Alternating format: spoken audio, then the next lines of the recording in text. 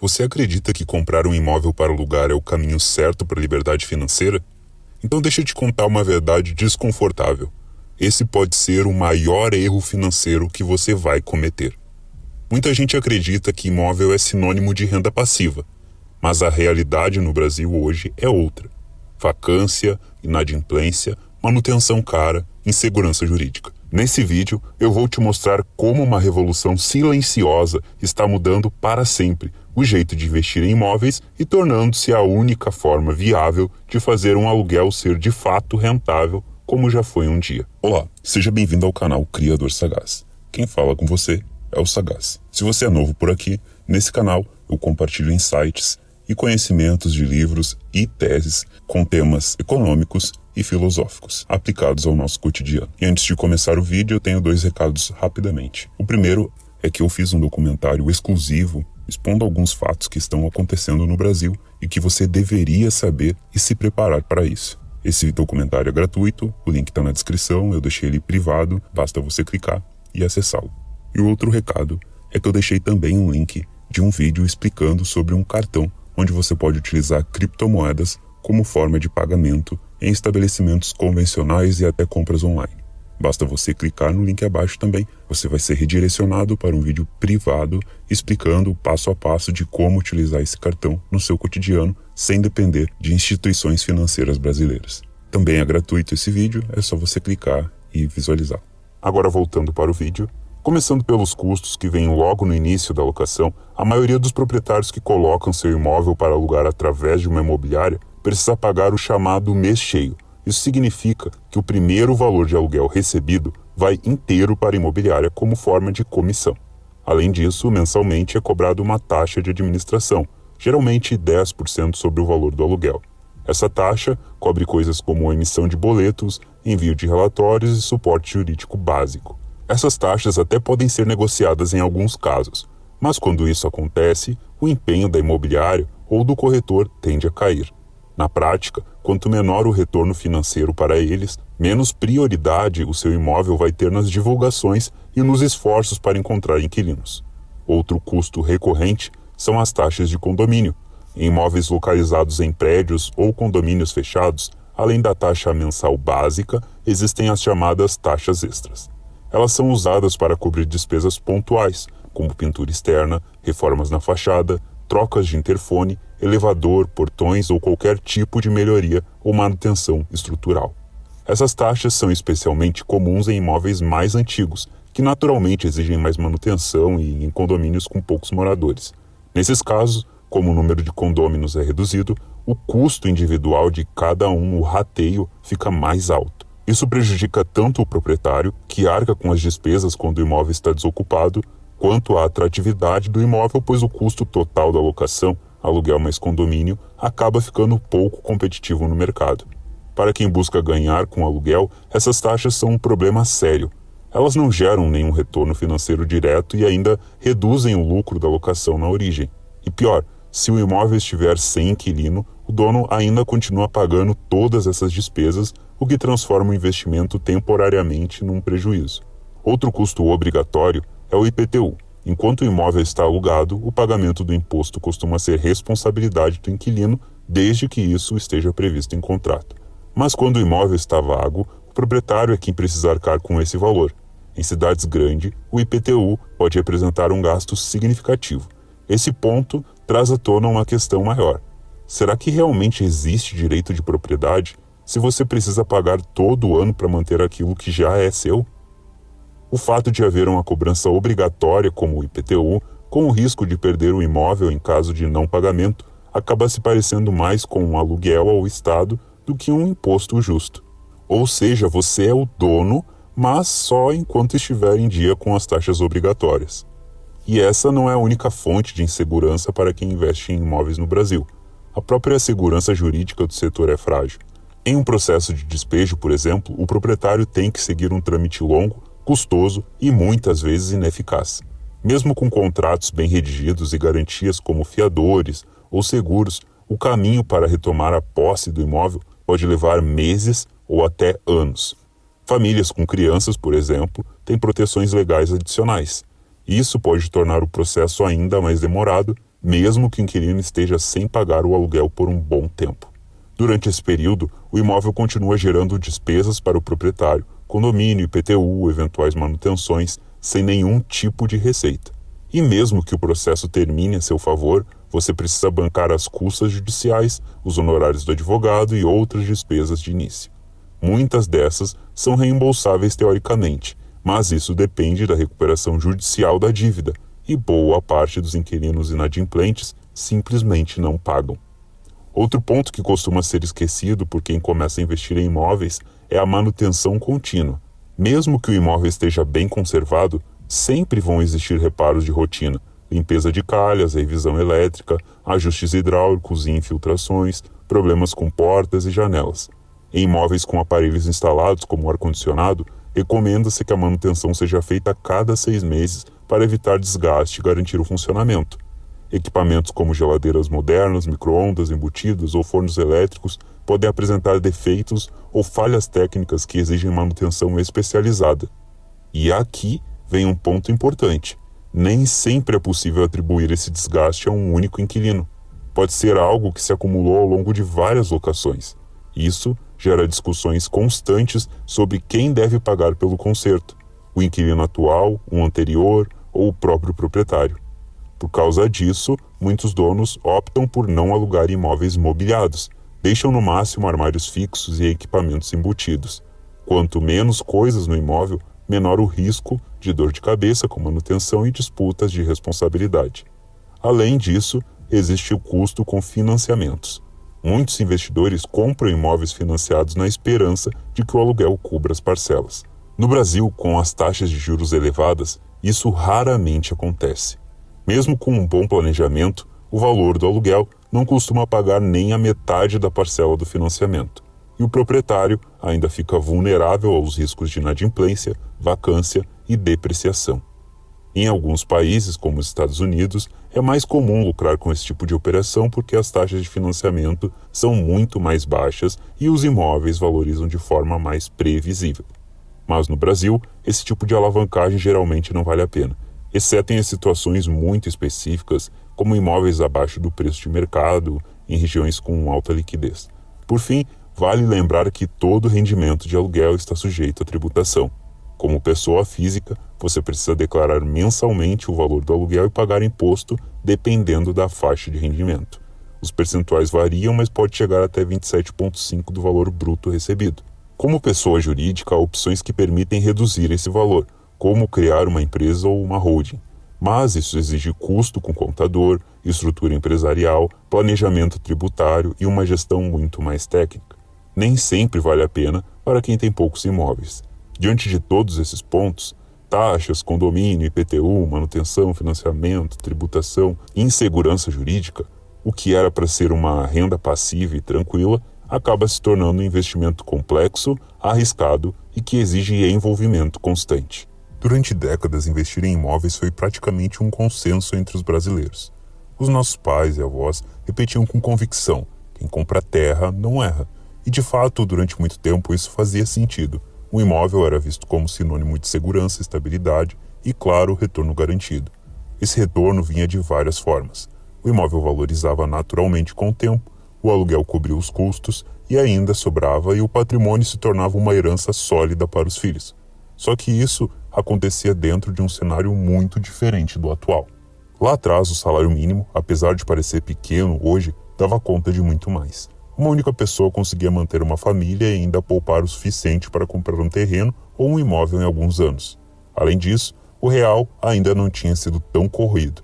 Desde que foi criado, a nossa moeda já perdeu mais de 80% do seu poder de compra. Naquela época, imóveis eram escassos, o crédito era difícil e por isso o valor de um imóvel se mantinha com mais consistência. Não havia um incentivo tão grande para a construção em massa, o que mantinha a oferta sob controle. Resultado, quem tinha um imóvel para alugar conseguia uma rentabilidade interessante, muitas vezes acima de 1% ao mês. Mas hoje, o cenário é outro. A média de rentabilidade dos imóveis no Brasil gira em torno de 0,3% a 0,5% ao mês, e isso nos casos bons. Ou seja, se você tem um imóvel de R$500 mil, vai receber algo entre R$1.500 e R$2.500 por mês. Isso antes dos impostos, manutenção e possíveis períodos sem inquilino. Um dos fatores que contribuiu para essa queda foi o volume de subsídios e incentivos dados a grandes construtoras, especialmente nas últimas décadas. Programas como Minha Casa Minha Vida e isenções para grandes empresas ajudaram a aumentar artificialmente a oferta de imóveis. Com mais imóveis no mercado, os aluguéis naturalmente caem ou estagnam. Isso beneficia quem quer alugar, mas prejudica quem investe esperando boa rentabilidade. Esse é um exemplo claro do que o economista Henry Hazlitt explicava. Quando o governo tenta ajudar um grupo específico, os efeitos colaterais aparecem para todo o resto da sociedade. Ele falava sobre ver o que é visível e também o que é invisível. No caso, o que está visível é o benefício de curto prazo, como moradias populares, mas o invisível são os efeitos negativos sobre o mercado como um todo, como a queda na rentabilidade dos imóveis. Além disso, o Brasil está entrando num momento demográfico delicado. A população está envelhecendo e nascendo cada vez menos crianças.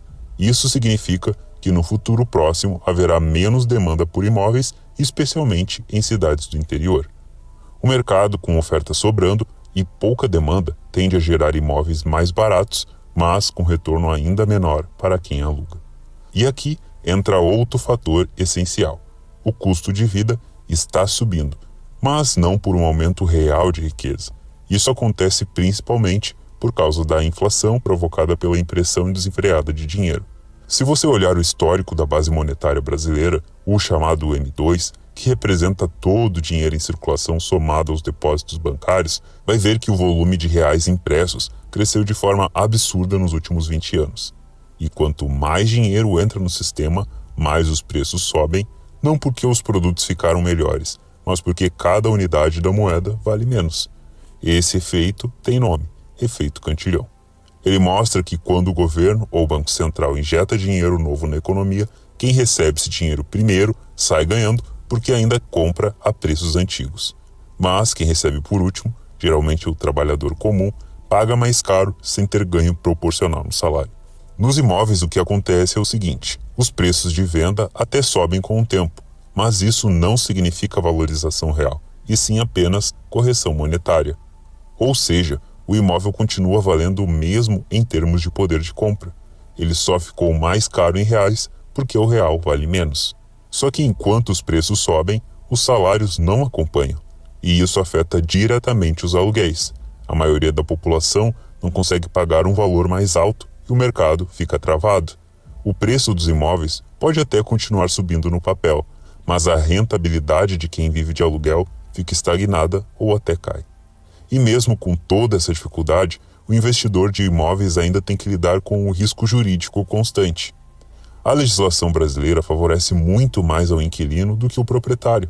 Existem diversos casos em que, mesmo com inadimplência, a justiça impede o despejo por causa de situações como presença de crianças, idosos ou pessoas em situações de vulnerabilidade. Em alguns estados e municípios, existem até projetos de lei que propõem congelamento de aluguéis ou exigem prazos extensos para desocupação, mesmo sem pagamento. Na prática, isso significa que você pode ter um imóvel de valor alto alugado para alguém que não está pagando e ainda assim pode não retomar sua posse por vários meses. Isso gera não apenas prejuízo financeiro, mas um sentimento de insegurança, porque o bem que é seu, legalmente, não está verdadeiramente sob seu controle. E como já vimos antes, você pode até ser o dono, mas se não pagar IPTU ou taxas obrigatórias, corre o risco de perder o imóvel para o Estado. Isso faz com que o direito de propriedade no Brasil funcione mais como um direito condicionado. Você só é dono enquanto estiver cumprindo todas as obrigações impostas, mesmo que esteja sem retorno nenhum. Agora eu vou te ensinar a calcular o retorno sobre o investimento imobiliário. Primeiro, você precisa aprender o conceito TMA. Imagine que você quer investir seu dinheiro em alguma coisa, por exemplo, comprar um imóvel para alugar. A TMA é a taxa mínima de retorno que você espera ganhar para valer a pena investir. Em outras palavras, é o quanto você quer receber líquido. Ou seja, já descontados custos, impostos e riscos, para sentir que o investimento vale o esforço. Por exemplo, se a sua TMA for 8% ao ano, isso significa que você só vai investir se achar que seu lucro final será pelo menos 8% do dinheiro aplicado. Se o retorno for menor que isso, você prefere deixar o dinheiro em outra aplicação ou até guardado. Mas por que definir essa taxa é tão importante? Investir não é só colocar o dinheiro e esperar. Cada investimento tem riscos. O preço do imóvel pode cair, o inquilino pode atrasar o aluguel, você pode ter custos inesperados. Então, a TMA ajuda a garantir que, considerando tudo isso, o retorno vale o risco que você está correndo.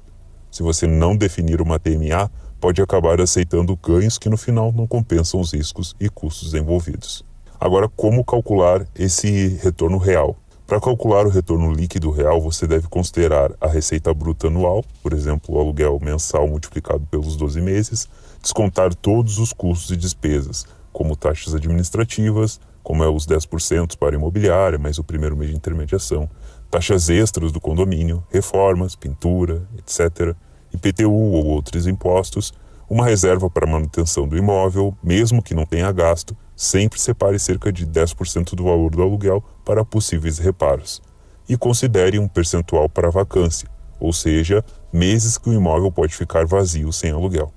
E depois você vai calcular o lucro líquido anual, que é somar a receita bruta anual e reduzir por todas as despesas que foram verificadas. Você pega esse resultado e divide o lucro pelo valor investido no imóvel. Isso vai gerar rentabilidade líquida anual. Se essa rentabilidade for igual ou maior que a TMA que você definiu, o investimento pode ser considerado aceitável. Suponha que o aluguel mensal seja de R$1.000. Em 12 meses, são R$12.000.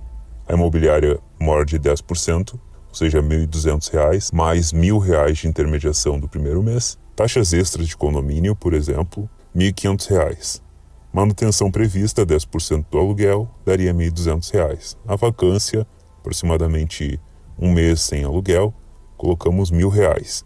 E o imposto de renda médio, vamos colocar em 15%, o que daria R$1.800. O total das despesas daria R$7.700. O lucro líquido, pegando os R$12.000 e reduzindo pelos 7.700, daria R$4.300. Se o imóvel custou R$200.000, o retorno anual é de R$4.300, dividido por R$200.000, o que dá um pouco acima de 2% ao ano. Então, se a sua TMA for os 8%, esse investimento não está rendendo o suficiente. Agora, em relação à vacância, para conseguir fazer esse cálculo e verificar se está compensando fazer essa operação de aluguel. Nem todo imóvel tem a mesma facilidade para ser alugado, então em bairros com muita oferta ou baixa demanda, a vacância tende a ser maior. Portanto, antes de investir, converse com pessoas que conhecem a região, pode ser porteiros, vizinhos, outros donos. Isso ajuda a estimar essa taxa de vacância e evitar surpresas no retorno esperado. Agora, outro tema importantíssimo. No Brasil e no mundo, temos visto um fenômeno preocupante. Mesmo com juros nominais altos, a inflação às vezes corrói todo o ganho real dos investimentos.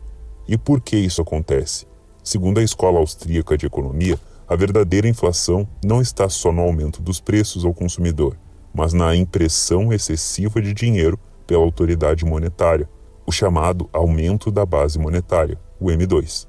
Quando um governo imprime muito dinheiro, a quantidade de moeda em circulação aumenta, mas a quantidade de bens e serviços não aumenta na mesma proporção. Isso faz com que o valor do dinheiro caia e os preços subam. É a inflação. No Brasil, o real já perdeu mais de 80% do seu poder de compra desde a criação em 94, devido à forte expansão da base monetária. E o que isso significa? Se a base monetária cresce, por exemplo, 20% ao ano, para que o investimento seja realmente lucrativo, ele precisa render mais de 20% só para manter o poder de compra do investidor. Se você tem um investimento que rende 10% ao ano, mas a base monetária cresce 20%, na prática, você está perdendo dinheiro. Isso é chamado de juros reais negativos. Então, como escapar dessa inflação? Uma das alternativas que vem ganhando força é investir em Bitcoin. E por que o Bitcoin?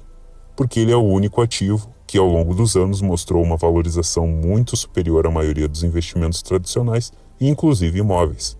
Por exemplo, imóveis no Brasil, como vimos, podem ter rentabilidade líquida de 3 a 5% ao ano, considerando todos os custos e riscos.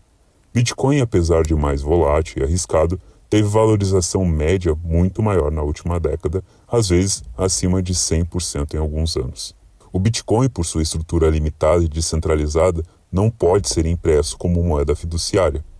Interessante é que estudos mostram que o preço do Bitcoin tem uma correlação com o crescimento da base monetária global, o M2, com um atraso de cerca de 110 dias. Isso significa que quando a base monetária aumenta, o preço do Bitcoin tende a subir algum tempo depois, funcionando como uma proteção contra a inflação global. Empresas tradicionais costumam manter grandes reservas em caixas, mas, com a inflação crescente, principalmente causada pela impressão de dinheiro, a expansão do M2, esse caixa perde poder de compra ano após ano. É o chamado juro real negativo. Mesmo com aplicações, o retorno não consegue superar a inflação real.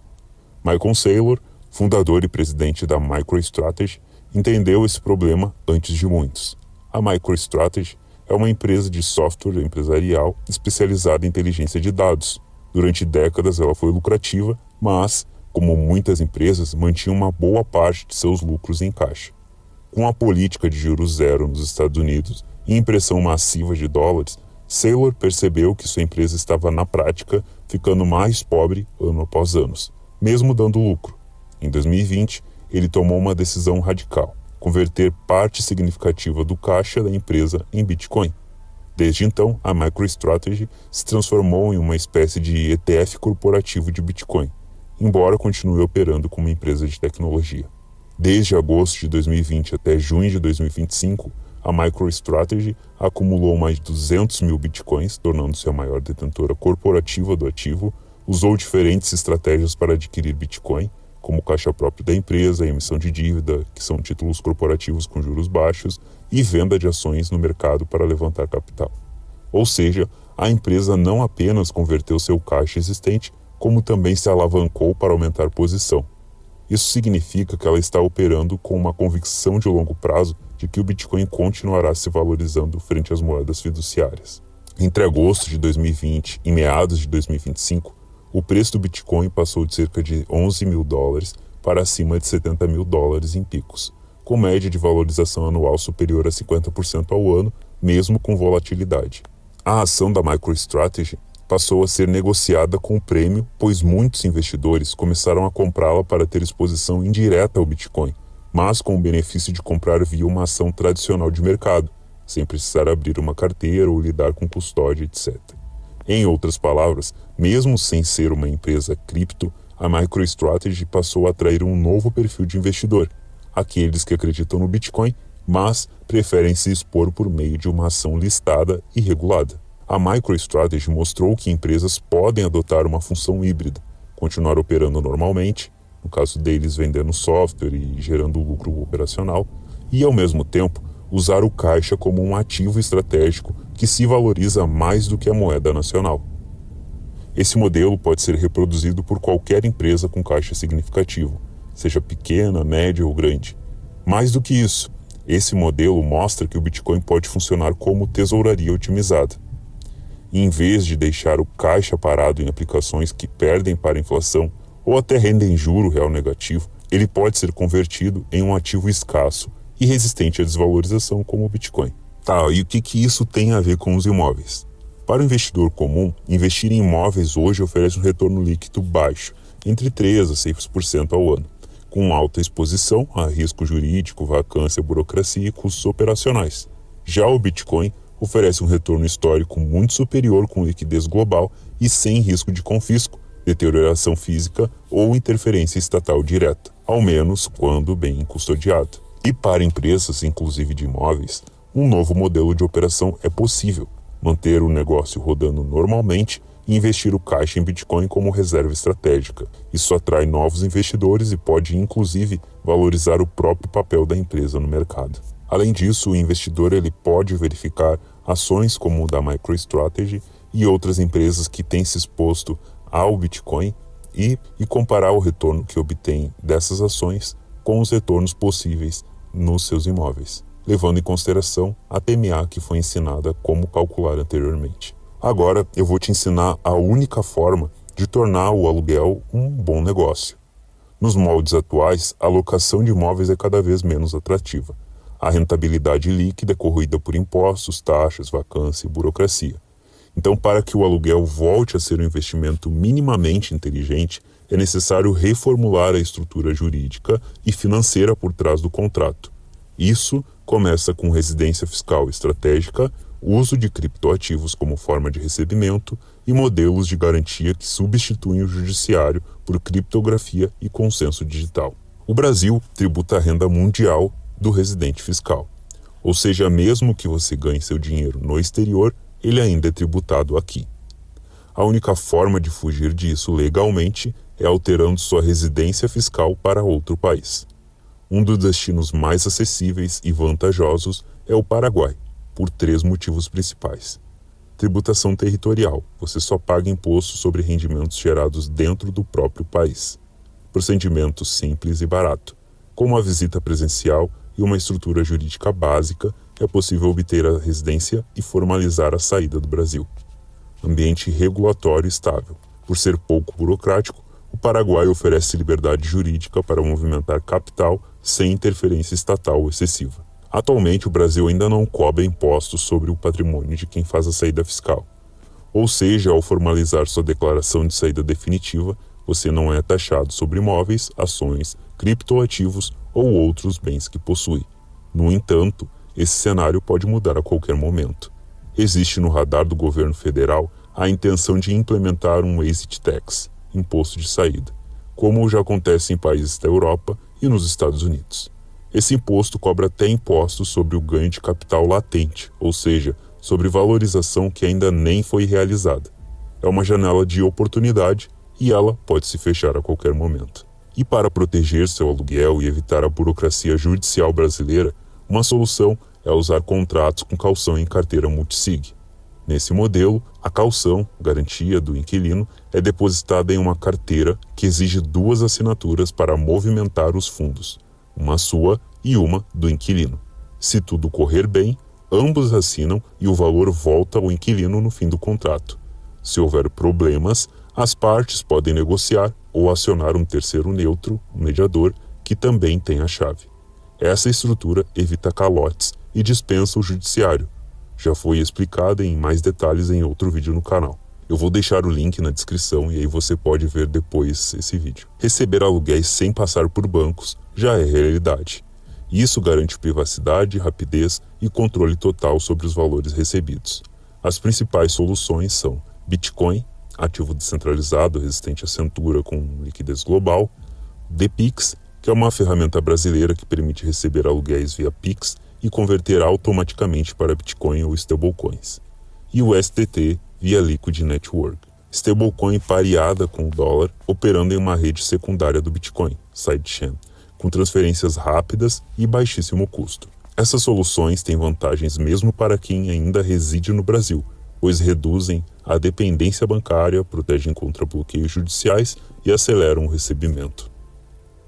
Você pode continuar utilizando plataformas tradicionais como o LX ou Facebook Marketplace para divulgar seu imóvel. O diferencial estará nas condições contratuais que você vai impor. Caso opte por uma imobiliária, prefira as menores ou as familiares. Essas tendem a ser mais flexíveis e abertas a novos modelos, como o recebimento de aluguéis em criptoativos, caução estruturada via carteira multisig, contratos mais simples, sem cartórios ou fiadores, mas com garantias reais e digitais. Se a imobiliária se recusar e operar nesses moldes, ela se torna parte do problema e não a solução, conforme eu já citei no outro vídeo, que inclusive eu explico sobre o modelo de contrato multisig.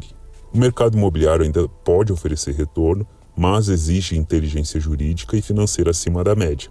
Os modelos antigos não funcionam mais. Quem quiser sobreviver terá que se reinventar. E isso envolve sair da esfera do Estado, da burocracia e do real. A combinação entre residência fiscal estratégica, Bitcoin e estruturas digitais de contrato permite isso. E o melhor, está ao alcance de qualquer investidor disposto a estudar. Como bônus, eu trago uma das formas mais inteligentes de estruturar o investimento imobiliário atualmente, que é transferir a propriedade do imóvel para uma empresa sediada em um país com baixa tributação, como o Paraguai, que possui diversos benefícios como blindagem patrimonial, o imóvel sai do seu CPF, eficiência tributária e facilidade para transferir, alugar ou vender o ativo sem burocracias locais.